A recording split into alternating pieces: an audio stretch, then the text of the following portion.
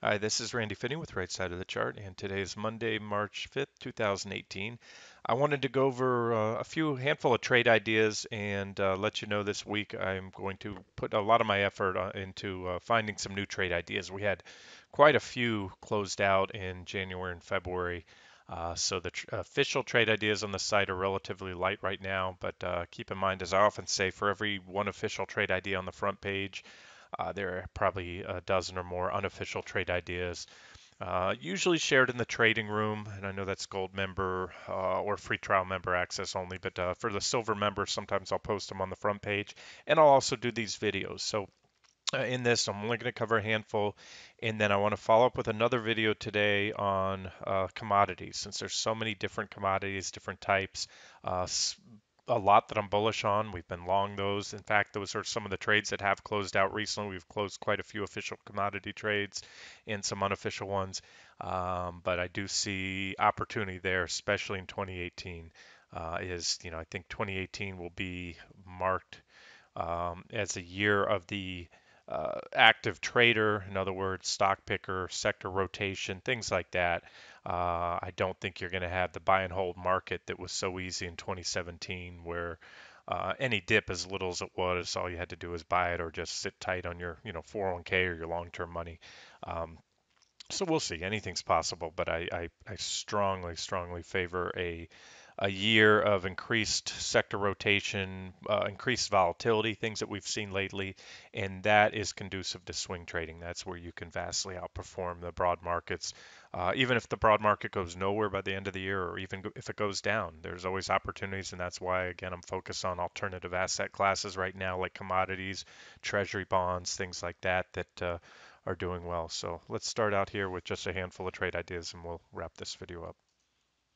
Okay, starting out here, this first one is XENE, Xenon Pharmaceuticals. This was posted in the trading room back, looks like January 26 here, so just over a month ago, stating, we needed to take out a break above this 327 level, I believe was a criteria, and listed these two price targets here. So break above 327 would take us up there. And let's take a look at what's happened. Again, that's the chart back from January 26th.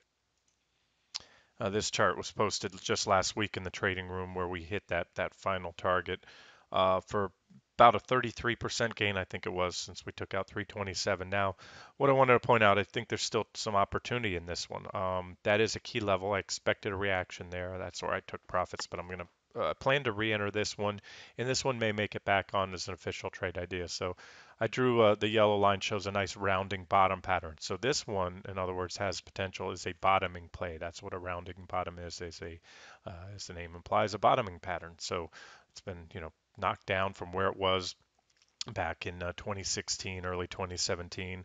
But I think it just needs a little consolidation here. So as I showed you last week in the trading room, this is my preferred scenario to see it work off these overbought conditions. It's had quite a run off the bottom, and then we'll watch for a convincing impulsive break above around 423, 425 or so. So right now, still unofficial because I'm in the near term. I think it may need to take a breather.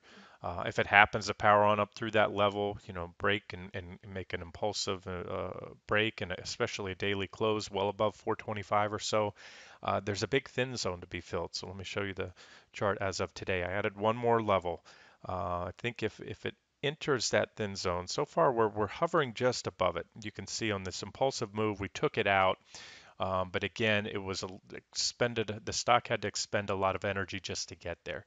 So it's been consolidating, which can also be flaggish type action. The last few days, it's consolidated right above 423.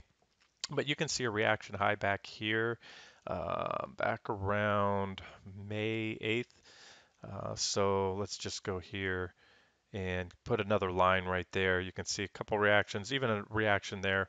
So let's just say at this point in time, to be safe, you really have to take out that recent high the other day, and it hit a high of about 445. So although it is stretch, and I'll say this, these little biotech stocks, overbought can become much, much more overbought and or stay overbought for an extended period of time. So some of the other things I like in this one, you can see it had divergence here. You can see the positive divergence on the PPO, on the RSI coming into this recent low right here. This was just an extension of the existing divergences we had at that low. And that divergent low did have a big pop. I mean, it may not look like much.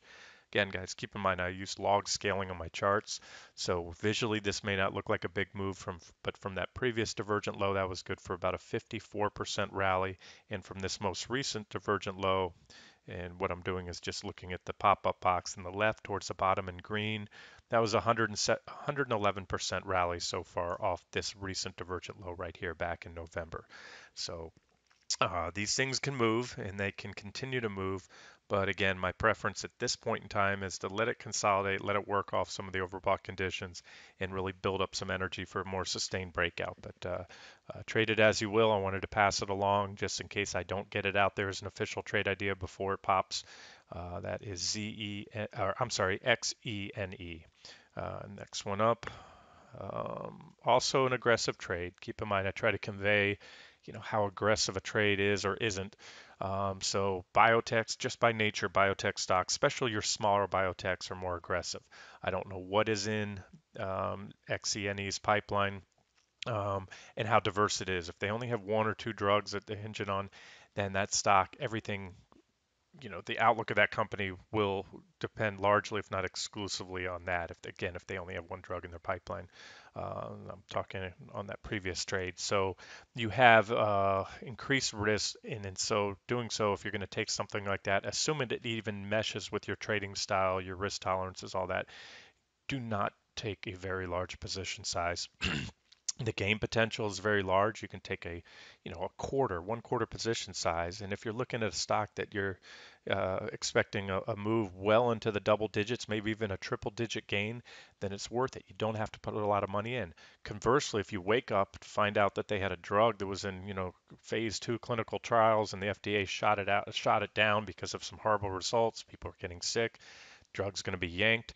The stock, you'll wake up to a gap down, and I've seen it time and time again, those smaller biotechs, you can gap down 50% or more in your position, and that will just bypass any well-placed stop. All right, so moving on to the next one, RKDA, Arcadia Biosciences. Also low priced. It was a very low price stock. You can see right here they did a 1 to 20 reverse stock split. Companies do that to keep their share price above the $1 level, because if they're trading below a dollar for too long, they get delisted on any major exchange. So this is, I don't want to use the word financial engineering, but it is something they do. Now they have it up to about $5.50 a share. Either way, so bottom line, a relatively small company, aggressive, but a lot of potential. Again, I wouldn't cover these if I didn't think the risk to reward wasn't worth it. So again, maybe a small position. I posted a breakout recently. We had a 1 day breakout and it failed. It came back in. You can see that's the nature of the beast in this stock. What I'm referring to are these long candlestick wicks. The thin lines here, like this one we had the other day. The fat part is the body of the candlestick. This part is called a shadow. When it's above, it's the wick. When it's below, they call it a tail. That just shows you the intraday move. So that showed you this stock the other day when it broke out. It closed right around about 507 the other day, and it ran as high as about 750 or so. I'm just trying to eyeball it here. Big move, about 48%, almost 50% one day, but it fell back to close below there. So it was a failed breakout, but looking at this chart, I see positive divergence into these recent lows. I think we're going to have a breakout that sticks soon, very likely. And any or all of these are my potential price targets.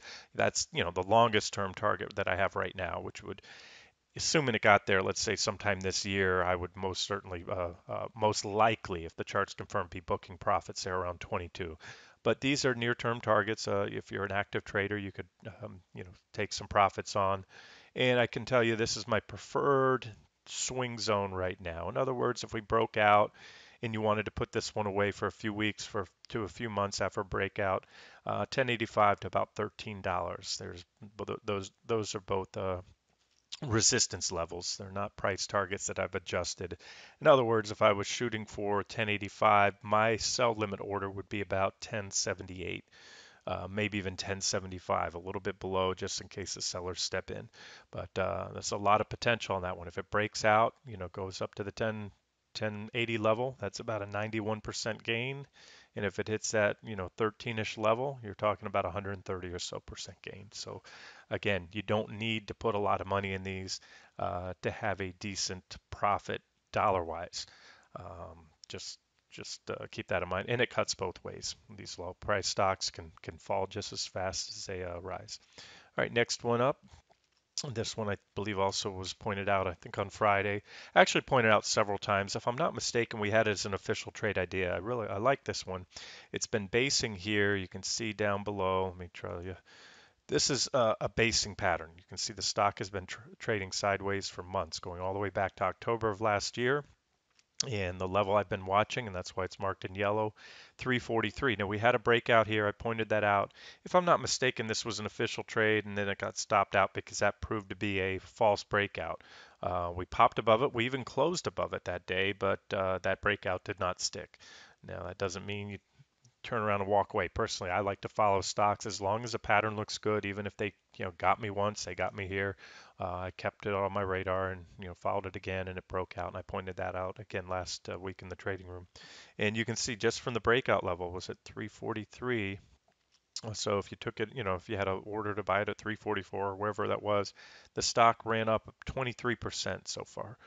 Ran up 23% in that day. It's a little bit below there now. You can see today's candle, but it's held that gain. So this looks like the real deal. I mentioned that on Friday as well. The fact that the breakout was impulsive. There's very strong volume. I don't know if you can make it out here. There's a big volume bar right here. That helps to confirm the breakout. That's one thing you want to see. And I will say we did have a big volume expansion on this failed breakout here. But with that being said, this one looks like the real deal. More importantly, we're following through today. We're still up on the stock 1.54% today so far. And the targets, like I said, I already shared those on this back here. I mentioned the trading room, same targets I had last time. First target, second target. These are adjusted. The actual resistance level, for example, is at 453, so my target's set at 447, a little bit below that. This is a potential third target if this trade starts to get some traction. So again, these so far I've showed you some pretty high risk but high potential gain trades, and that's it's not everything what this site is about. A lot of the trades are much lower risk. Profit potentials are a little bit lower, but they're higher probability trades. RDUS covered this one again in the trading. We've had this one on as an official trade, unofficial trade, and the big picture here, let's just jump back to this 2-day chart.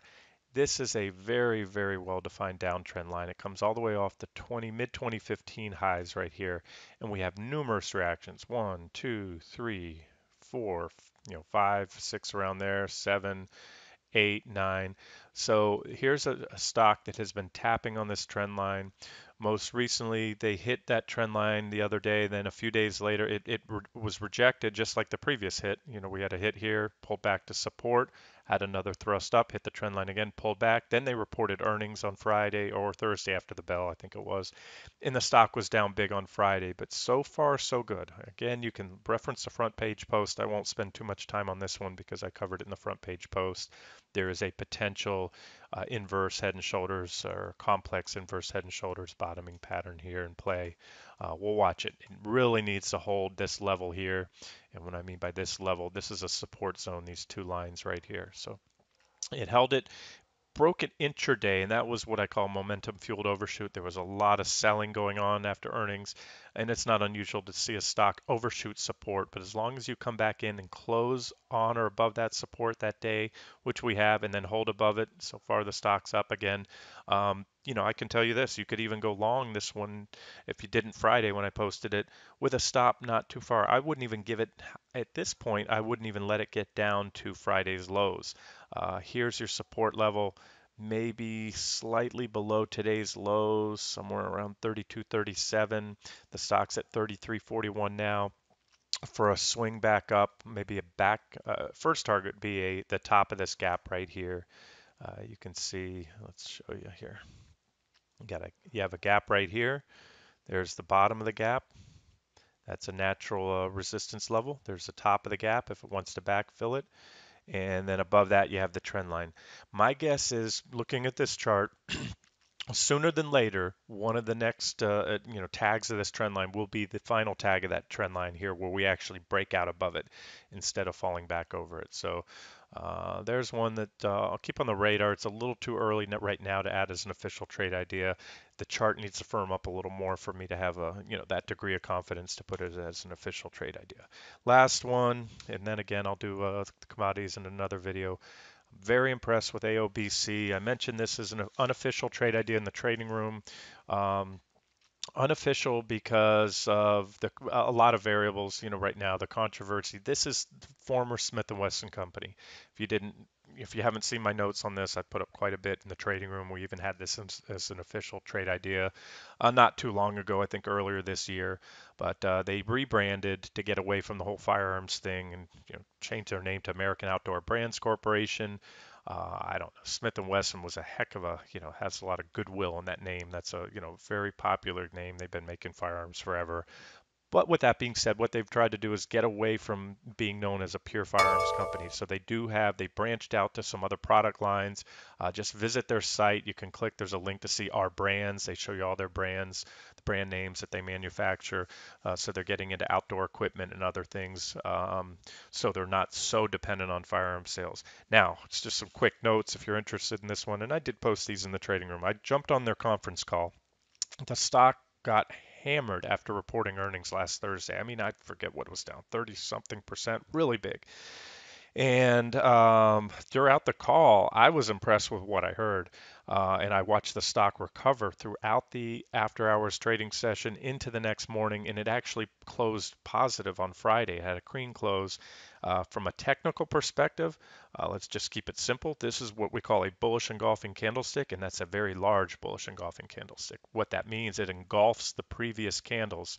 In this case, actually, one, two, those previous two, even this third candle. So it engulfs the previous three candles. Um, and that is bullish engulfing candles are when they come at the bottom, it's a topping candlestick. If you see a big red candle at the top after a long uptrend, that's a bearish engulfing candlestick, and they're pretty high probability reversal sticks.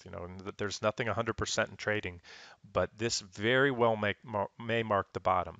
In the way you usually trade, or at least the way I trade, bullish engulfing candles as well as bearish engulfing candles at the top. On a bullish engulfing candle, basically prices now have no business taking out the bottom of that bullish engulfing candle. So if you went long in after hours the next morning, even before the trade, I mentioned it even before they announced earnings, you can have a stop here to keep this chart intact, keep it healthy. The stock should remain above that level. Likewise, if you had a bearish engulfing candle at the top, let's say it looked like this after a long uptrend leading up to that, you short the stock there and you just put a stop right above the top of the candle, and you expect then, I should have probably drawn it out with arrows, the trend reversal, just like you had an uptrend leading into it. So that's what I'm looking at. And as far as price targets, I know a few of you are interested in this. I think some might have taken it. These were the targets from the previous trade before. This would be my first target. You have a very well-defined area here, a T1 zone, meaning first target zone, and that also comes in right with this downtrend line. This is probably the most salient technical feature on this chart right here, is this downtrend line, fairly well defined. So if we hit it again, probably at least a reaction off there. But if we do break out, and I think the stock, again, if the case for a bottom in this company is in, from a valuation perspective, the stock is cheap. Cheap P ratio. Again, I listened to their conference call. They're paying down debt. They don't have a lot of debt. Their balance sheet's very strong. Firearm sales have been down for the past year or so. That was the biggest cause of this drop. This had nothing to do with the recent school shootings. And just to wrap this video up, give you some notes on it. As of the call, somebody asked when at the end of the conference call, they open it up to the analysts and they get to ask their questions. Somebody asked about the big box stores, referring to big sporting goods stores, and what impact that's going to have, what that might have on their sales. Well, Dick's Sporting Goods was the only retailer that said they will stop selling MSRs. MSR is the name, Modern Sporting Rifle. which is the name for these AR-15 type weapons. And that's Smith& Wesson does make MSRs. So here's the bottom line. Dick's Sporting Goods represents, over the past, I think they said year or so, 1/10 of 1% of their total sales. So first of all, the fact that Dick's will no longer sell MSRs will have minimal, if any, impact, negligible, I should say, on AOBC sales. Add to that, MSRs, let's see, they do account for 10 to 12% of the company's total revenue, so that is significant. If there's an outright ban on those guns, which I really doubt, listening to everything I'm reading, they may have some modifications, restrictions. They may limit, get rid of the 30 round clips and all that. I'm all for that. That's fine. But they're probably not going to outright ban those guns. They're going to put some restrictions, age restrictions, up the age to 21. But let's see here. Smith& Wesson, or AOBC, 55% of their sales come from handguns, 15 from long guns, which are rifles, including MSRs, 5% other, and then 25.7 out their outdoor products. So there it is. So a quarter of their sales net right now is already being attributed to their outdoor product lines. And again, over half of their sales are handguns. Dick's is not going to stop selling handguns. They're only going to stop selling those MSR, nor will they stop selling the hunting rifles and things like that that Smith& Wesson sells. So I just wanted to make that point there, that whatever happens here going forward with all the political pressure on these, it's not a death knell, death blow to Smith& Wesson or AOBC. Bass Pro Shops, Cabela's, Academy Sports, Sportsman's Outdoor Superstore. Those are some of the three the bigger big box stores that sell a lot of Smith& Wesson's firearms, and they have not, at least at this point in time, announced that they have any intention to stop selling those. So that's it. A lot of controversy in the company, and as always, don't invest in a company if you don't believe in the products they sell, whether it's tobacco, firearms, um, alcohol. This just stay away from it. But I think for a swing trading op, there's still potential here. But because of all the political uncertainty right now with this, we don't know exactly what's going to happen. I'm not adding this as an official trade idea yet. I'm just sharing this one as an unofficial trade idea and wanted to share my thoughts both fundamentally as well as technically. So the case can be made, I think, in both cases. It's fundamental P ratio. Well, there it is, 8.63. It's cheap. And look, again, the stock is up. They're just as buyers have stepped in. So what I think happened, and I mentioned this before the earnings came out, we saw a pretty big drop, and after an extended down turn, this was this selling was largely the result of pension funds, any mutual funds that are in the public eye. They had to unload the stock. It's a political hot button. A lot of people are and rightfully so, just fed up with these school shootings. So if the selling now from the institutions, those that had to get rid of the stock, even if they liked it for political reasons, such as pension funds. There were a few teachers' funds that still held it, teachers' pension plans. If the selling is done, then you've washed out most of the potential sellers, and you have a new pool of holders in this stock, people that have bought in at the lows and they're now all profitable. So the case can be made for a longer term trade on this one, maybe all the way up here to the 1262 area. All right, we'll leave it there. I talked enough about that. I usually don't go into detail, but every now and then I will open up and talk on the fundamental story of a company. It's not just about technicals. And some of the best trades that I've ever had are when both the fundamental story as well as the technicals line up. So we'll see. And like any trade, if the charts firm up and I can make a strong enough case to add this as a long-term trade, I would do that. But it's a little too early at this point, especially with the uncertain political landscape that this company faces. At least with, again, part of their product lines, not all of them. All right, we'll end it there. This has been Randy Finney with Right Side of the Chart. I hope you enjoyed it, and I will follow up with a video on commodities soon.